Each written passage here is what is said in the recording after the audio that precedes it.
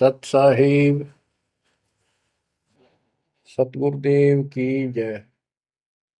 बंदी छोड़ कबीर साहिब जी की जय। बंदी छोड़ गरीबदास जी महाराज जी की जय। स्वामी राम देवानंद जी गुरु महाराज जी की जय हो।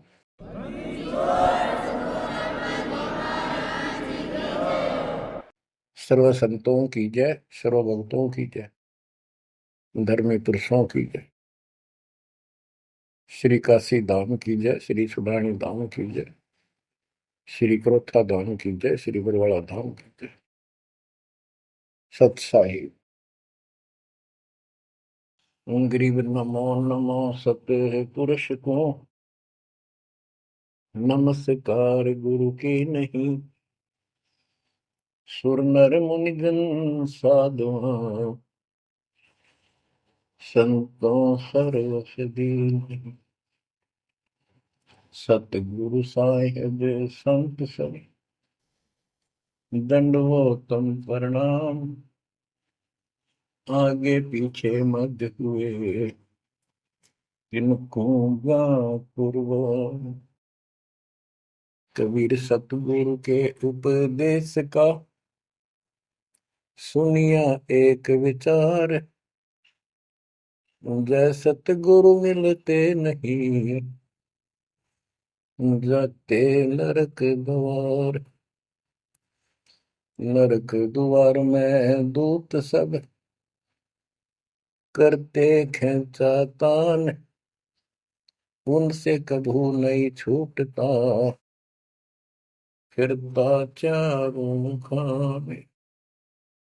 कबीर चार खानी में भरमता, कबहू न लगता पार। सो फेरा सब मिट गया, मेरे सतगुरु के उपकार। जय जय सतगुरु मेरे की, जय जय सतगुरु मेरे की। सदा साहिबी सुख से वसियो, अमरपुरी के डेरे की। जय जय सतगुरु मेरे की, जय जय सतगुरु मेरे की। सदा साहिबी सुख से वसियो, सतलोक के डेरे। बच्चों, उस सतलोक की याद आती है, और जिस कारण से ये वाणी याद आती है तो शुक्र मनाया जाता है। आत्मा शुक्र मनाती है कि तुम तो सुख से जीवो, हमने तो कर्म फोड़ लिए। हम तो अपने कर्म भोग रहे हैं, तुम लक्की थे, समझदार थे, इस दुष्ट की बातों में नहीं आए। निर्विकार निर्भय तू ही, और सकल वैमान।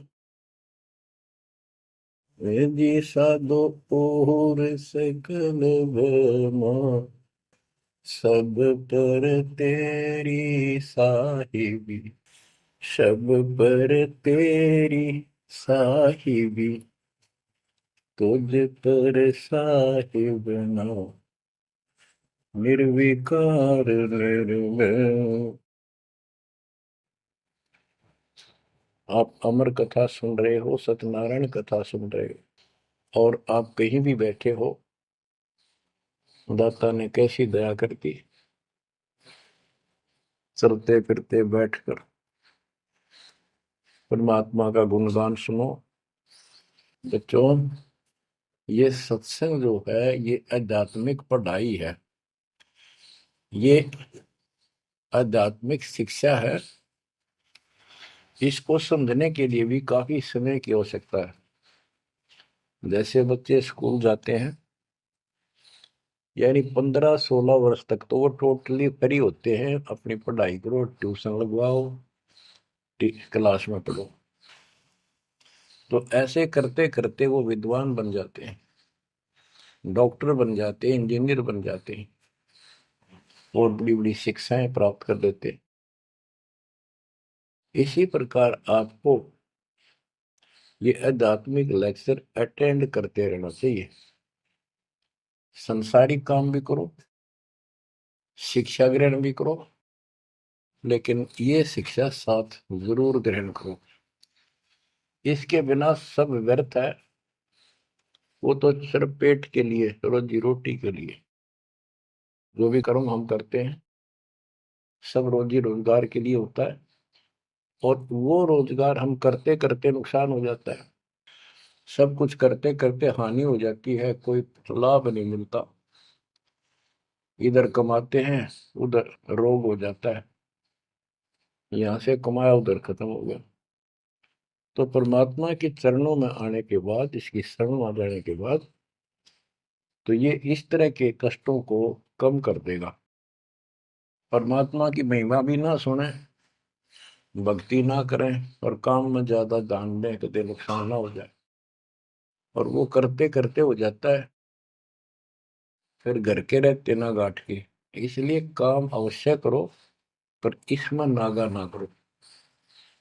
परमात्मा की महिमा अवश्य सुनो, और भक्ति डेली करो, सुबह दोपहर शाम के परमात्मा की स्तुति। आजकल तो अनपढ़ भी कर सकते हैं, मोबाइल घर घर है, उसमें लगाओ आरती, सुबह दोपहर शाम की, आराम से सुनो, काम भी करते रहो। खाना बना रहे हो, आरती चल रही है, बहुत बढ़िया, ध्यान आरती में रहेगा। जैसे ड्राइवर गाड़ी चलाते हैं, ड्राइविंग तो बहुत सावधानी का काम होता है, लेकिन उसमें बातें करते रहते हैं, वो चलाता भी रहता है।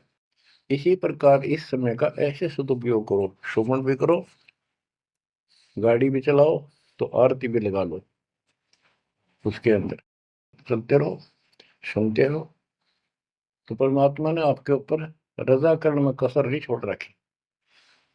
और अब आप भी चौकस हो जाओ, सतर्क हो जाओ, समर्पित और दृढ़ हो जाओ। बच्चों, अपने को अपने घर का ज्ञान हुआ, अभी तक तो हमारे को अध्यात्म का सिर पैर भी ज्ञान नहीं था। और जब तक बच्चों हमें विश्वास नहीं होता कि परमात्मा कौन है, इसका प्रमाण कहाँ है, कहाँ प्रूफ है, और हमारी आत्मा इस बात को नहीं स्वीकार कर लेती क्या सचमुच यही सत्य है, तब तक हम भक्ति भी करते रहते हैं, और आत्मा अस्थिर रहती है, मन अस्थिर रहता है। कोई भी कोई साधना बताता है, हम उसी को करने के लिए तत्पर हो जाते हैं। वो पहले वाली तो छोड़ते नहीं, और भी शुरू कर देते, क्योंकि हमें चाह है परम पिता की।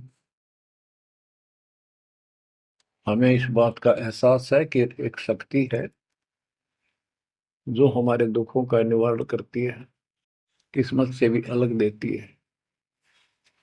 किस्मत में दुख आया, प्रारब्ध में कष्ट हुआ, तो हम उसके निवारण के लिए किधर झाड़ फूक वालों के पास, कहीं हाथ दिखाने गए, कहीं पहाड़ों पर किसी ने बताया वहां गए, व्रत रखने को कहा वो रखा। हमने हर तरह से कोशिश की कि कोई सुख प्राप्त हो, ज्यादा धन प्राप्त हो, लेकिन ऐसा कुछ नहीं हुआ। वैसे कभी इत्तेफाक से कोई दाव लग गया, कोई हटकर कोई ऐसा लाभ होता दिखा हो गया, वो होना तो था कर्म का, प्रारब्ध में आ गया कोई, और वो सूत बैठ गया, और हम और दृढ़ हो गए उन्हीं पूजाओं पर, उन गलत साधनाओं पर जो गीता में मना कर रखा है। दास अपनी बताता है, ये आपके साथ भी अवश्य हुई है, आपको अब एहसास होगा। जैसे दास बचपन से रामकृष्ण और विशेषकर विष्णु जी का, कृष्ण जी का विशेष भक्त रहा है, इसके साथ हनुमान जी के प्रति भी लगन में, तड़प में, चाह में कोई कमी नहीं थी। इस कारण से मंगलवार का व्रत रखना, किसी ने बता दिया कि जरूर जिला राजस्थान में सालासर एक स्थान है जहां पर हनुमान जी का बहुत प्रसिद्ध मंदिर है और वहां जाने से सारे सुख हो जाते हैं। तो दास सिरसा सर्विस करता था। हरियाणा का एक शहर है, पंजाब से सटा हुआ डिस्ट्रिक्ट है। वहां से पता चला तो दास बैठ कर ट्रेन में सालासर पहुंचा। शुरू उतरा वहां से अन्य साधनों से। वहां एक छोटा सा गांव सालासर, वहां एक छोटा सा मंदिर और उसमें एक पत्थर की मूर्ति। उसकी शक्ल भी ठीक सी को ना, हनुमान का वो आइडिया लगाया जाता। उस समय, ये सन 1978 की बात है। ऐसा कोई वहां पर ज्यादा भीड़ नहीं होती थी। हम सुबह आराम से दर्शन कर लेते थे। हद से हद 500-400 आदमी जाते थे। फिर देखते देखते 10 साल में वहां पर टेढ़ी मेढ़ी लाइन बनने लगी। यानी 4-4 घंटे में नंबर आने लग गया। और उस दौरान जैसे भी कोई राहत मिली, जैसे सर्विस लगी, पढ़ते थे, पास होते चले गए, हनुमान जी और श्री कृष्ण की जय जयकार। और जैसे हम पढ़ते थे, पास होते चले गए। तो ये श्रेय अपने इन इष्ट देवों को मानते थे जो एक से अनेक थे। श्री विष्णु भगवान, कृष्ण जी, श्री राम जी और हनुमान जी, शंकर भगवान जी। यानी शंकर भगवान जी कोई पीछे नहीं रखते थे। और ये बता रखा था अगर माँ की भक्ति नहीं करनी, इसको विशेष ध्यान नहीं देते थे इसके ऊपर। फिर भी पास हुए, सर्विस लगी, पुत्र प्राप्त हुआ। फिर पुत्री संतान होती चली गई। और इतनी खुशी हुई कि सारा कुछ हनुमान जी ने, श्री कृष्ण जी ने, विष्णु जी ने कर दिया। और ये देख रहा है दास के जो कबीर नास्तिक है उनके भी ये सुख हो रहे थे। तो बात ये है, अब पता चला कि ये साधना वो सुख देने की थी नहीं जो हम इनके शर कर रहे थे। यकीन से होगा इनको श्रेय दे रहे थे। तो बच्चों, कबीर पीछे लग गया जाऊं था मैं लोक वेद के साथ, मार्ग में सतगुरु मिले, दीपक ले दिया हाथ। इस भक्ति के सफर में हम लोक वेद के आधार से इधर उधर भटक रहे थे, सही मार्ग मिला नहीं था और कभी भी मंजिल प्राप्त नहीं कर सकते थे। ठीक है, हमारी तड़प थी तो भगवान भी मिले। जैसे वेदों में प्रमाण है, ऋग्वेद मंडल नंबर 9, सूक्त चमन, मंत्र 3 में, कि परमात्मा सबसे ऊपर के लोक में बैठा है। फिर ऋग्वेद मंडल नंबर 9, सूक्त 82, 1, 2, 3 में, ऋग्वेद मंडल नंबर 9, सूक्त 86 के 26-27 में। तो ये बताते हैं कि परमात्मा अच्छी आत्माओं को मिलता है, वहां से गति करके नीचे आता है, उनके संकट दूर करता है, उनको सच्ची राह दिखाता है अपने मुख कमल से। ऋग्वेद मंडल नंबर 9, सूक्त 96 के 16 से 20 तक, ऋग्वेद मंडल नंबर 9, सूक्त 94 का मंत्र 2, 95 का मंत्र नंबर 1। इन सब में मिलाकर एक निष्कर्ष निकलता है कि परमात्मा ऊपर से गति करके आते हैं और यहाँ अच्छी आत्माओं को मिलते हैं। एक कविता, काव्यों यानी लोकोक्तियों, शब्दों, वाणियों, साखियों के माध्यम से अध्यात्म ज्ञान अपने मुख कमल से बोलकर सुनाते हैं। और वो एक कवि की तरह आचरण करते हुए वर्जम घूमते फिरते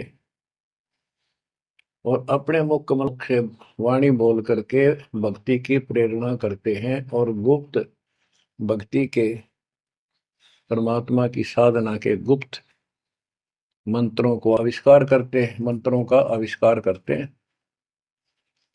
जैसे गरीबदास जी ने बताया है, कबीर साहब बताते हैं, गरीब सोहम शब्द हम जग में लाए, सार शब्द हमने गुप्त छिपाए। यानी सोहम शब्द किसी भी ग्रंथ शास्त्र में, जिनको हम शास्त्र मानते रहे हैं 600 साल पहले पहले, उनमें नहीं है। और सोहम नाम का प्रचलन बहुत पहले से चल रहा है, पर इन किताबों में नहीं था। क्योंकि कबीर साहब कहते हैं, हम बैरागी ब्रह्म पद सन्यासी महादेव, सो हम मंत्र जय शिव जी को करे हमारी से। उनको ज्ञान समझा सबको। ज्ञान इतना गजब का है, एक बार आत्मा जरूर पकड़ लेती है और नाम की भी इच्छा करती है, तो उस समय जब परमात्मा अपने ज्ञान सुना रहे होते हैं, काल निकल जाता है उस आत्मा से,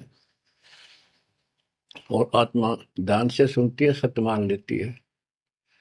तो इन्होंने ब्रह्मा जी ने, विष्णु जी ने, शिव जी ने सबने नाम दे दिए। इनमें सॉफ्टवेयर लगा दिया परमात्मा ने। विष्णु जी में हरियम का, शिव जी में सोम का, ब्रह्मा में ओम का, और वही आज हमारे को लगा दिया। अब हम अपना काम इनसे डायरेक्ट ले रहे हैं। तो कहने का भाव ये है कि जिस समय परमात्मा अपना ज्ञान सुनाते हैं, काल भाग जाता है। परमात्मा के वहां से आते ही काल प्रवेश कर जाता है, उनकी बुद्धि को फेर देता है। इसी कारण से दोबारा इन्होंने परमात्मा की वाणी सुनी नहीं, विचार नहीं सुना, और ये धोखा खा गई। हमने भी बहुत बार धोखा खा लिया, सैकड़ों बार हम ये कष्ट उठा चुके और ये धोखा खा चुके हैं। अपने भगवान को छोड़कर इन बकवादा में बड़े रहे। मानुष जन्म पाएकर खोवे, सतगुरु विमुखा युग युग रोए। बच्चों, गिरीश सतगुर संगत छोड़कर लाख वर्ष जप कीन, इंद्रिय क्रम ना मोक्ष होए, अरे काल के आदि।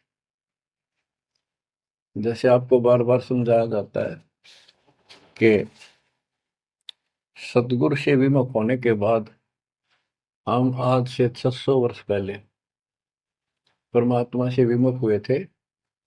उसके बाद हम पता नहीं किन किन धर्मों में जन्मे, कभी भक्ति की कभी ना की। भक्ति करते थे और भक्ति ही नहीं थी, लेकिन मालिक फिर भी हमें उन प्रत्येक मानव शरीर में मिले हैं और सच्ची राह दिखाई है। हमने कुछ दिन की साधना अवश्य की है, फिर छोड़ दी, और जिसके कारण परमात्मा हमें चार्ज कर गए। उस चार्जिंग के कारण आज तक आपके हृदय में मालिक की चाह और भक्ति की तरफ बनी हुई थी, और मनुष्य जीवन मिलते रहे। क्योंकि हम 600 साल पहले गुरुद्रोही नहीं हुए थे, सतगुरु विमुख हो गए थे। सतगुरु विमुखा युग युग रोए, मानुष जन्म पाकर खोए। एक उदाहरण देता हूं। एक राबी नाम की लड़की, जिसको राबिया भी कहा, मुसलमान धर्म में जन्मी। वह पिछले सतयुग से मालिक के उनके साथ लगे थे, अपनी बेटी को, अपनी आत्मा के। गरीबदास जी ने बताया है कि कबीर साहब बताते हैं, दो दिन मेरी शरण है। यानी एक बार किसी युग में चाहे वो 10 दिन भी नाम ले ले, फिर छोड़ दिया वो, मालिक उसको अपने खाते में खींचता है। और फिर उसको धीरे धीरे धीरे धीरे, देखो अपने पिता को देखो, हमारे लिए कितना कष्ट उठा रहे हैं। उसको धीरे धीरे चार्ज करते रहते हैं, चार्ज करते रहते हैं, भक्ति की तरफ जन्म जन्मांतर बढ़ाते रहते हैं।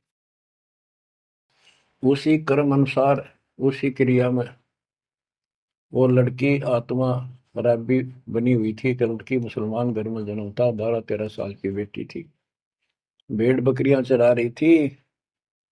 और वो सारी सृष्टि के रचनहार हमारे पिता अपनी बेटी के लिए उस जंगल में पहुंच गए, घास फूस पर बैठ के जाकर बेटी के पास मुसलमान धर्म जिंदा का रूप बनाया।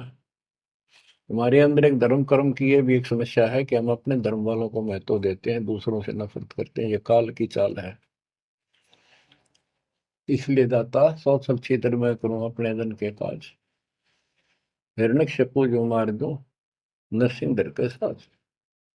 अब्राहिम सुल्तान दम के बंदी बन के चले गए, एक नौकरानी बन के चले गए। क्या पड़ा था उनको? कोरडे खाए, नौकर बने, अपने बच्चे को नरक से निकालने के लिए कि तुम बालक को बुद्धि छोटी है, बच्चे की बुद्धि इतना काम नहीं करती, इस ज्ञान से आपकी बुद्धि विकसित होगी, आप कुछ दिनों में संकेत समझने लग जाओ। अब जैसे राबी को मालिक ने समझाया, तो बच्चों परमात्मा अपनी उस बेटी, उस आत्मा के राबिया के पास जाकर बैठ के जंगल में गर्मी सर्दी घास फूस के ऊपर बैठ के और उसको समझाने लगे, बेटी भक्ति किया करो। तो बच्ची थी जैसे उस धर्म के अंदर जन्मी थी, उसमें जो साधना बताते थे उसको कहती थी हम करते हैं, ऐसे करते हैं, नमाज करते हैं, ईद बकरीद मनाते हैं। तो परमात्मा ने उनको काफी समझा, कई दिन लगातार जाते रहे, फिर चले जाते फिर आ जाते। अंत में लड़की ने स्वीकार कर लिया, भगवान मुझे वो सच्चा राह बता दो जिससे मोक्ष मिले। परमात्मा ने उनको मंत्र दिए, ये मंत्र दे दिए पांचों, लेकिन ये नहीं बताया ये किस किस के हैं, क्योंकि इसके बताने की जरूरत भी नहीं है। या तो चाबी है, किसी भी खजाने की है या कोई और सामान वाले की है, उस ताले के लाओ खुल जाएगा और उसमें वो सामान आपको मिल जाएगा। फिर भी याद होना आवश्यक है कि ये इसमें यूं सामान है, इसमें ये सामान है। तो लड़की ने कुछ दिन मालिक की साधना की, 4 वर्ष। उसके बाद समाज के दबाव में शानी होगी, उसने यहाँ तक फैसला कर लिया कि ये तो संस्कार बढ़ते चले जाते हैं, शादी ही नहीं कराऊंगी, विवाह नहीं कराऊंगी। उसने निकाह करने से मना कर दिया। माँ बाप ने कोशिश की, लड़की जवान होगी, लेकिन बिल्कुल स्पष्ट शब्दों में कह दिया, मैं विवाह नहीं करूंगी, मैं अल्लाह खुदा को प्राप्त करूंगी। माँ बाप परेशान हो गए कि बच्ची है, इसने तो जिद लगा ली, और इसका जीवन कैसे पार होगा, कैसे पास होगा, तो हो ही नहीं सकता। बच्चों ने कहा, बेटी या तो निकाह कर लेना, हम दोनों मरेंगे। लड़की ने सोचा, चल माता पिता की हत्या का क्यों सिर पर दोष लूं, आगे अपने पति से बात कर रहे हैं। निकाह हो गया। मुसलमानों के अंदर लड़की से अपनी राय पूछी जाती है विवाह के समय कि क्या आपको ये विवाह मंजूर है, निकाह कबूल है। लड़की यस कर देती है तो विवाह होता है, न तो नहीं होता। ये स्वतंत्रता बेटी को है। उसने यस कर दी, विवाह होगा। उनका पति बहुत बड़ा अधिकारी था, अफसर था, साहब था। मुसलमानों में एक से अधिक विवाह भी हो जाते हैं, सामान्य बात है। तो उसने यही विचार किया था कि तो शादी और कर लेगा, वहां दबाव बनाऊंगी ना तो मर जाऊंगी, और क्या इलाज है। तो उसने अपने पति से अपना उद्देश्य बता दिया, मैं भक्ति करना चाहती हूँ, मेरी कतई तमन्ना नहीं है कोई शादी और बच्चे पैदा करने की। यदि आप मेरे साथ जबरदस्ती करोगे तो मैं सुसाइड करूंगी। उनका पति भगवान से डरने वाला मुसलमान था, वास्तव मुसलमान था। उसने कहा, राबिया आपने निकाह कबूल क्यों किया, ये बता। उसने कहा कि मेरी मजबूरी थी, मेरे माता पिता मर जाते, मैं वो दोष नहीं लेना चाहती थी,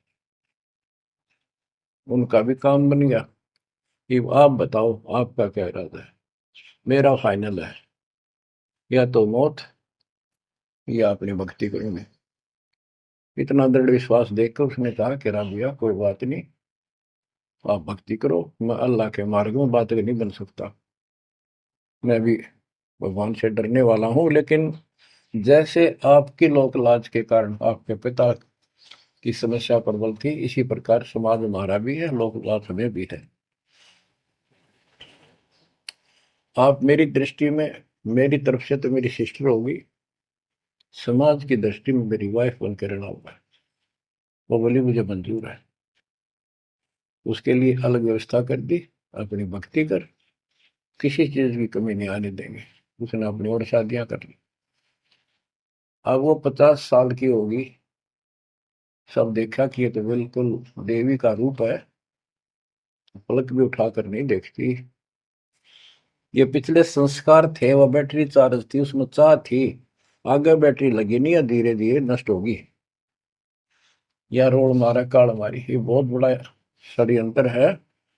सतगुरु कबीर साहब ने इसको कोई खोल नहीं सकता, इसे बचा भी नहीं सकता। इसलिए सतगुरु की शरण नहीं छोड़नी चाहिए। उसने अपने पति, जो संसारिक दृष्टि के पति से कहा कि मैं हज करने जाना चाहती हूँ। उसने कहा अच्छी बात है, जाओ, और कोई व्यवस्था ऊंट घोड़े की करवा देता हूँ, उस पर आराम से बैठ कर जाइए। बोली नहीं, मैं पैदल जाऊंगी, क्योंकि ये आस्था हमारी भगवान के प्रति अहंकार में नहीं। ऐसे जावा तो और बढ़िया है, ये वो शुरू से धारणा है। उस समय साधन भी नहीं होते थे, ऊंट घोड़े होते थे, रेगिस्तान में ऊंट ही चलते थे। वो बोली नहीं, मैं पैदल जाऊंगी। राबिया पैदल जा रही थी। रास्ते में कुआं था, उसमें बाल्टी और रस्सा नहीं था। एक कुतिया वहां पर बहुत बुरी तरह रो रही थी, कभी कुएं की तरफ जा रही थी, राबिया के चरणों की तरफ आ रही थी। वो समझ गई कि प्यासी है, और साथ में बच्चा है, मरेगी की बच्चे भी मरेंगे। आओ देखा ना ताओ देखा, दया बिना दरवेश कसाई। वो दरवेश थी, संत थी, दयालु थी, असली मुसलमान थी। उसने अपने बाल पाड़े सिर के, रस्सी बनाई लंबी, वो 100 फुट नीचे पानी होता था। और फिर अपने कपड़े निकाल कर शरीर के, उसके बांध कर नीचे भिगो के बाहर टपकाए। निचौड़े एक मटके के टूटे हुए पात्र में कुतिया ने जी भर का पानी पिया। और लड़की ने अपने जो सिर के बाल पड़े, थोड़ा बहुत खून निकला था, रक्त, ब्लड को साफ किया, कपड़े पहन लिए, मक्का के लिए चलने लगी। वो मंदिर उठ के मक्का कुएं के साथ आकर खड़ा हो गया। लड़की ने तो जाना ही मक्का में था, एकदम प्रवेश कर गई। उधर इब्राहिम सुल्तान अदम की पहले बॉडी में वो आत्मा गई हुई थी, क्योंकि परमात्मा उनको भी प्रेरित करते हुए आ रहे थे। जो इब्राहिम सुल्तान अदम बाद में सम्मान बना, तो जिनको ये ज्ञान हो जाता था, वो अपने धार्मिक मेलों में जरूर जाते थे औरों को समझाने के लिए। तो इब्राहिम सुल्तान अब्दुल गालिब आत्मा वहां गई हुई थी, लोगों में चर्चा हुई, वे मक्का गया कहाँ, हद होगी, मंदिर ही नहीं है यहाँ पर। तब इब्राहिम सुल्तान अदम कहता है, गरीबदास जी बताते हैं, सुल्तान अदम मक्के गया, मक्का नहीं मकान, गया रांड के लेन को यूं कह अदम सुल्तान। लोग बोले रे क्या बोल रहा था, फिर इतने में वो मक्का वापस आ जाता है। और उसमें से राबिया निकली। राबिया देखी, लोग भाग कर प्रवेश किया, देखा तो एक राबिया ने, एक लड़की, उसने अपना परिचय दिया। पूरे मुसलमान समाज में ये बात फैल गई, चर्चा का विषय बना कि भक्ति हो तो राबी जैसी, भक्ति हो तो राबी जैसी। जिसके लिए मक्का उड़ कर चला गया जहाज के समान, एयरप्लेन के समान। तो वह हज के लिए गए हुए व्यक्ति इब्राहिम सुल्तान से बोले, अरे भले आदमी, तो एक देवी को क्या कह रहा था, गया रांड के लेने को, नो कह तुम सुल्तान एक नकमी आत्मा को ये मक्का लेने गया है। तेरा तो भाई दिमाग खराब हो गया, ऐसी देवी के बारे में ऐसे शब्द बोले, तुझे पाप लगेगा, दोजख में जाएगा। तब उसने उनको बताया, ये कभी आत्मा इसके लिए आए थे, इसको वहां मिले थे ऐसे ऐसे, और इसने वो सत भक्ति छोड़ दी। क्योंकि परमात्मा साधु रूप में कहीं प्रकट हो जाते हैं, ये उनका एक नियम है, अच्छी आत्माओं को मिलते रहते हैं। तो उस इब्राहिम सुल्तान वाली आत्मा को बताया था कि ऐसे एक राघवी नाम की बेटी है, उसको भी मैंने ज्ञान दिया, पर नालायक ने वह भक्ति छोड़ दी दुख पाव में। तो उसने बताया कि इसको सत भक्ति मिली थी, डरे डोना ही है यार, उस पिछली साधना के कारण ये सब कुछ हो रहा है। परंतु उन लोगों के अबन में कहाँ समाने वाली थी यह बात, दो अक्षरों में। उस जीवन को पूरा करके वो लड़की, वो आत्मा अगले जन्म में एक बांसुरी नाम की लड़की बनी, जन्म हुआ। धार्मिक शब्द सुनाया करती थी, बड़ी प्रबल, क्योंकि प्रेरणा थी, उसमें भी अनमैरिड रही वो। और यहाँ तक विचार कर लिया कि ये सुना है मक्के में जो मरता है वो सीधा जन्नत में जाता है, स्वर्ग में। तो इससे बड़ी अवसर कहाँ मिलेगा, अगर दोस्ता होगी। मक्के में अपनी गर्दन काट दी और चढ़ा दी, सब जगह ये चर्चा होगी, भाई बांसुरी तो जन्नत में जाएगी, सीधे दरवाजे खुले हैं। अब बताओ, वो तो लोकवेद था, तत्व ज्ञान क्या कहते। उसके बाद वो लड़की अगले जन्म में फिर लड़की रूप में जन्मी, युवा होकर वैश्या का जीवन दिया, सारा जीवन गंदे कर्म करो, एक भी अच्छी सोच नहीं थी। छोड़ दिए कर्म काल में, मानुष जन्म पाकर खोए, सतगुर विमुखा युग युग रो। वो फिर मर गई उस गंदे जीवन को भोग कर, पाप इकट्ठे करके ढेर ला गए। उस 3-4 साल की साधना से उसको मनुष्य शरीर मिलते रहे। उस दौरान परमात्मा ने कोशिश की, लेकिन वो रंग में रंग चुकी थी। बांसुरी वाले में खुद गायक बन गई, लोग प्रशंसक हो गए, बड़े बड़ी अल्लाह का ज्ञान सुनाती है। और वैसा बनने के बाद उसी कर्म वैसे फूट लिए, अच्छे बात समझ में नहीं आई। वो फिर मृत्यु को प्राप्त हुई, वैसा का जीवन, गणका का जीवन वो कर, फिर वो शेख तकी नाम के एक धार्मिक मुसलमान पीर के घर जन्म लिया बेटी के रूप। 11 वर्ष की, 12 वर्ष की आयु पूरी करके वो मर गई, समय संस्कार पूरा हुआ।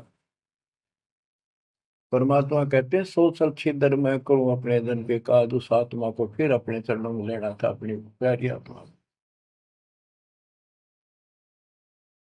जो जन मेरी शरण है ताका हूं मैं दास, केल के लाग्या करूं जब लग धरती आकाश। तो कारण बनाया, शेख तकी के मन में ये धारणा पैदा की कि राजा सिकंदर लोदी से, जो उसका धार्मिक पीर था शेख तकी, उसने कहा कि आप कहते हो इसने, कबीर ने रामानंद जी को जीवित कर दिया, गर्दन काट दी थी आपने, और आपका जलन का रोग ठीक कर दिया, कमाल जिंदा कर दिया। वो तो वैसे उसमें सदमे में था, वो ऐसे वैसे हो जाता, इत्तेफाक उसको जीवित होना था, इसका कबीर का नाम बन गया। जब जानू मैं इसको, मेरी बेटी को जिंदा कर दे जो कब्र में दबी हुई है, 15-20 दिन हो गए। तो कबीर साहब से कहा गया, कबीर साहब ने कहा कि आसपास के लोगों को बता दो कि आ जाओ, एक कमाल होगा। उस शेख तकीर ने ढिंढोरा पिटवा दिया कि इसकी बेइज्जती हो तो छक्का हुआ है, मूर्ख बना रहा। उधर कबीर साहब ने कह दिया कि भाई खूब बुला लो, आसपास जितने बुला सकते हो, सबके सामने देखते हैं परमात्मा की क्या रजा होती है। हजारों व्यक्तियों के सामने कबीर साहब ने कहा, एक शेख तकी की बेटी जीवित हो जा। कब्र फुलवा दी, उसमें 100 पड़ा था। कहा एक शेख तकी की बेटी जीवित हो जा, लड़की नहीं जीवित हुई। फिर दोबारा कहा, फिर भी जीवित नहीं हुई। शेख तकी नाचन लग गया, खुल गई पोल डोंगी की, देखो ये बकवास करता था, सुन लो भाई, है डोंगी पाखंडी झूठा। तो परमात्मा ने कहा कि शेख तकी तू कोशिश कर ले। तो और दूसरे बोले, जी ये कुछ करण जोगा होता था, अपनी बेटी ने कौन मिट्टी में दाबा है, आपका दया करो। तब कहा है कबीर की बेटी, जीवित हो और बाहर आ बेटा। इतना ही कहना था। सारा शरीर में कंपन हुई, डेड बॉडी जीवित होगी और उठ के बेटी बाहर आ गई। मालिक के चरणों में मस्तक टेका। 1.5 घंटा तक अपनी पिछली गलतियां और कबीर भगवान की समर्थता सबके सामने बताई और कहा कि ऐसे ऐसे मुझे भगवान मिले थे अल्लाह। ये खुद अल्लाह अकबर हैं, पूरी सृष्टि के रचने वाले, सबके दुख दूर करने वाले। मेरे कर्म फूट गए, मैं इनको छोड़कर ऐसे ऐसे गंदे जीवन जी के मैं आज फिर इनकी कृपा हुई, मैं कोई मनुष्य जीवन शेष नहीं था। पशु पक्षी बनने वाली लाइन में खड़ी थी। ये परमात्मा वहां पहुंचे और धर्मराज के दरबार से मैं मुझे पेश किया, वहां से मेरे कागज निकाल दिए और मुझे साथ लेकर यहाँ के छोड़ा है। बोलो सतगुरु देव की जय हो, बंदी छोड़ कबीर साहिब की जय हो।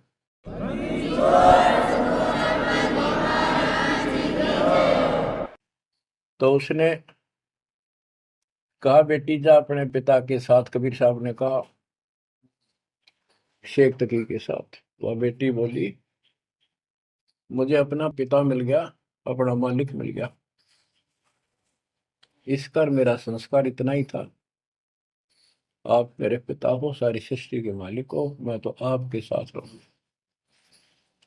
अपने गुरु के मैं संग संग होली, अपने गुरु के मैं संग संग होली। सखेरे मोहे नेकन आई लाज, आज मोहे गुरु दर से दिखाए। बच्चों यह बात तो बनेगी ऐसे ही। पानी कहते, देसी कहावत है, पानी तो झील में नीचे के स्थान पर आके ही टिकेगा। वैसे पलट में कितना ऊंचा चढ़ जाए लेकिन टिकेगा वहीं आके। मन का तूफान बकवादों का, कहीं धक्के खा लो, आके बात बनेगी सतगुरु शरण। तो कहते हैं गरीबदास जी का है, गिरिव सतगुरु संगत छोड़कर लाख वर्ष जब की, इंद्रिय कर्म ना मोक्ष हो, रहे काल के आखी। सतगुरु पूर्ण संत की संगत छोड़कर चाहे लाख वर्ष तक ये जप करते रहियो, चाहे ये जाप करते रहना, इसका कोई यूज नहीं होगा, क्योंकि कनेक्शन कट चुका होगा, मर्यादा भंग होगी। गुरु बिन माला फेरते, गुरु बिन देते दान, गुरु बिन दोनों निष्फल है, वो व्यर्थ जाएंगे। बच्चों परमात्मा हमारे लिए भटक रहे हैं, इन पिछली गलतियों से सबक लो, इनको फिर से ना दोहराना। जैसे आपको बताया है कि कबीर भगवान है, ये सारी सृष्टि के रचने वाले हैं, ये हमारे पिता, हमारे जनक है, हमारे कष्टों को दूर करने वाले संकट मोचन यही है। लेकिन हम इनको छोड़कर अन्य उपासना करते रहे हैं। जैसे गीता अध्याय 16 श्लोक 23 और 24 में स्पष्ट कर दिया है कि शास्त्र विधि को त्याग कर जो अपनी मर्जी से, इच्छा से मनमाना आचरण करते, मनमानी साधनाएं करते हैं जो शास्त्रों में प्रमाणित नहीं है, उनको न तो कोई सुख हो, न कोई सिद्धि प्राप्त हो, कार्य सिद्ध हो जिससे, और न उनकी गति यानी मोक्ष हो। तो भक्ति करते इसी के लिए है। ये तीनों नहीं हुए तो उस भक्ति का फायदा क्या, लड़ाई ढोने वाली बात।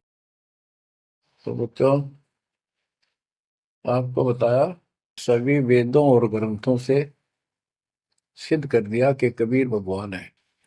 वेदों को तो पूरा विश्व मानता है और हिंदू समाज तो इस पे कुर्बान है। उसके बाद दूसरा नंबर गीता, वेदों से भी प्रथम आ चुकी है वर्तमान में, क्योंकि इसमें ज्ञान बिल्कुल संक्षिप्त में और बहुत तीर्थाई सीरीज में। तो इसलिए इनमें सबसे आपको प्रमाणित कर दिया कि कौन सी भक्ति करनी है, कौन सी ना करनी है। गीता अध्याय श्लोक 23 में तो 16 के 23 में तो बता ही दिया कि शास्त्र विधि को त्याग कर मैं अनाटन करते हैं, उनको कोई यूज नहीं। 24 में कहा कि इससे तेरे लिए अर्जुन शास्त्र ही प्रमाण है, कर्तव्य जो साधना करने योग्य है और अकर्तव्य जो ना करने वाली है, इन्हीं के आधार से करो। गीता अध्याय 9 श्लोक 25 में कहा कि भूत पूजने वाले भूतों को प्राप्त होंगे, पितर पूजने वाले पितरों को प्राप्त होंगे,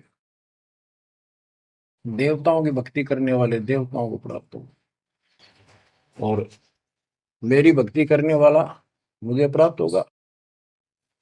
अपनी साधना का पूरी गीता में 8वें अध्याय के 13वें श्लोक में एक मंत्र बताया है, ओम इति एक अक्षरम, ओम इति एक अक्षरम व्यवहारण माम मम ब्रह्म अनुसमरण। ओम इति एक अक्षरम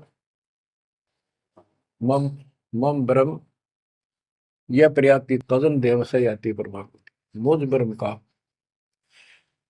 केवल एक ही मंत्र है जिसका जाप करना अंतिम सांस तक जो इसकी साधना करता है वो मेरे से इस ओम से प्राप्त होने वाली गति को प्राप्त होता है।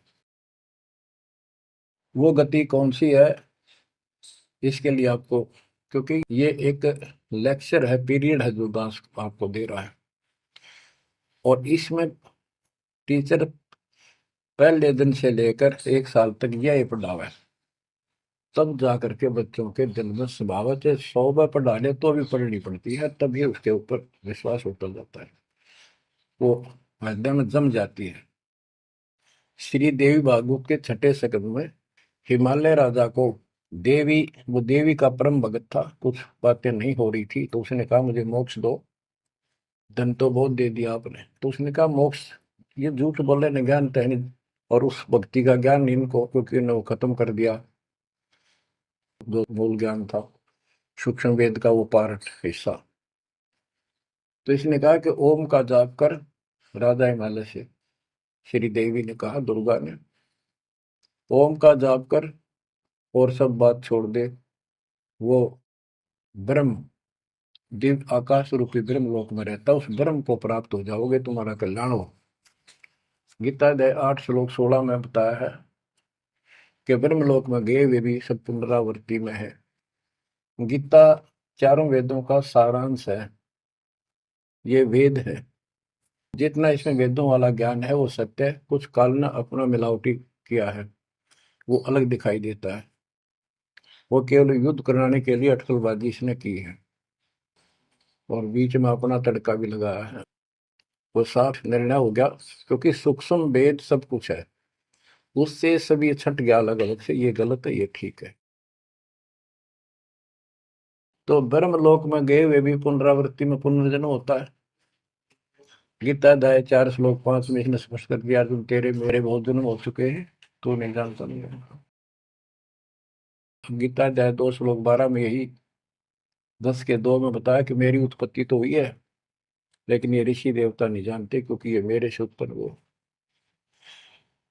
फिर उस ज्ञान को, जैसे जहां से शुरुआत हुई थी कि परमात्मा सतलोक से सबसे ऊपर के लोक में रहता, वहां से चलकर गति करके आता है, अपना सच्चा ज्ञातम ज्ञान खुद बोलकर बताता है। गीता अध्याय 4 श्लोक 32 में, ये कोड वर्डों में है गीता ज्यादातर, उसमें बताया कि जो ज्ञान ब्रह्मणे मुखे सचिदानंद घन ब्रह्म ने अपने मुख कमल से बोली वाणी में बोला है, उस वाणी में संपूर्ण विस्तार के साथ लिखा है, उससे ये पूर्ण मोक्ष होगा, फिर कभी जन्म मरण नहीं होता।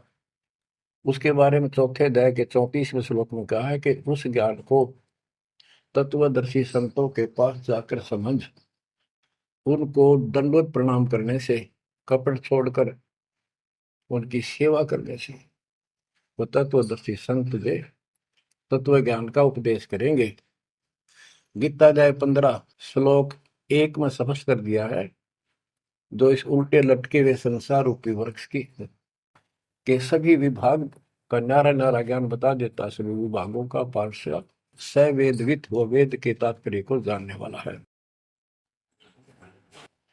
गीता अध्याय 15 श्लोक 4 में कहा है कि उस तत्व ज्ञान के प्राप्त होने के पश्चात उस तत्व ज्ञान रूपी शस्त्र से इस अज्ञान को काट कर, यानी तत्व ज्ञान को ठीक से समझकर उसके पश्चात परमेश्वर के उस परम पद की खोज करनी चाहिए, जहां जाने के बाद साधक फिर लौटकर संसार में कभी नहीं आते, और उसी की भक्ति करो जिसने सारे संसार रूपी वृक्ष को बनाया है, सृष्टि रची है। बच्चों, ये है वो तत्व ज्ञान, ये है वो मूल ज्ञान, सार ज्ञान निष्कर्ष निकाल के रख दिया गया है। अब गीता बोलने वाले ने कहा है कि उस तत्व ज्ञान के अंदर सब कुछ निष्कर्ष है, उसको समझो। यही कुरान शरीफ के अंदर, कुरान मजीद के अंदर सूरत फुरकानी 25 आयत 52 से 59 में यही स्पष्ट किया है। वो कबीर नाम का परमात्मा है जिसने सारी सृष्टि रची, जिसने सब आपको संतान माता पिता का रूप दिया, सबके कर्मों को वो काटने वाला है, सबके कर्मों को ठीक से जानता है। 6 दिन में सृष्टि रच के जो 7वें दिन तक प्रजा विराजा, उसकी खबर किसी बाखबर से पूछो। गरीबदास जी कहते हैं वेद कतेब एक है भाई, और वेद कतेब का ज्ञान है दूर, वो संतों का मार्ग दूर। ये अधूरा ज्ञान है, जब इसमें स्पष्ट है ही नहीं, जब ये कह दिया कोई और बताओगा तो वो और अब आपके सामने है, आपको प्राप्त हो चुका है। अब भी बच्चों नहीं समझोगे तो कौन सी विधि अपनाएं जो आपकी आंखें खोले। कबीर द्वार धनी के पड़ा रहे, धक्के धनी के खावे, 100 काल जो ही पर द्वार छोड़ नहीं जावे। अब आपने इतना करना है, इस ज्ञान को समझकर मालिक से दूर ना होना, सतगुरु विमुखा मत हो जाना। इसमें आपको अच्छा लगे चाहे कोई कष्ट लगे, वो कष्ट भी गॉड गिफ्ट होगी। हो सकता है पता नहीं कौन सा पहाड़ सा कष्ट आपका हल्के में टल रहा हो, पर जल्दी ना करया करो। और तो धरती पर कहीं जा रही हो तुम्हें कभी राहत नहीं मिलेगी। तो बच्चों, मानत ना मन मोरा साधो, मानत ना मन मोरा रे, बार बार मैं ये समझाऊं जग में जीवन थोड़ा रे, बार बार मैं ये समझाऊं जग में जीवन थोड़ा है। दुविधा दुर्मति चतुराई में जन्म गया नर तोरा रे, अब भी आने में लो सत्संग में, करो गुरु ज्ञान पर गौरा रे। अब भी आने में लो सत्संग में, करो गुरु ज्ञान पर गौरा रे। शरण पड़े को गुरु संभाले, जान के बालक भोला रे। कह कबीर तुम चरण चित राखो, जो सोई में डोराए। कह कबीर तुम चरण चित राखो, जो सोई में डोरा रे। मानत ना मन मोरा साधो, मानत ना मन मोरा रे, बार बार मैं ये समझाऊं जग में जीवन थोड़ा रे। बच्चों, जैसे धागा सुई में चिपका रहता है, ऐसे लटके रहियो परमात्मा के दास के चरणों, मोक्ष मिलेगा सत्साहिब।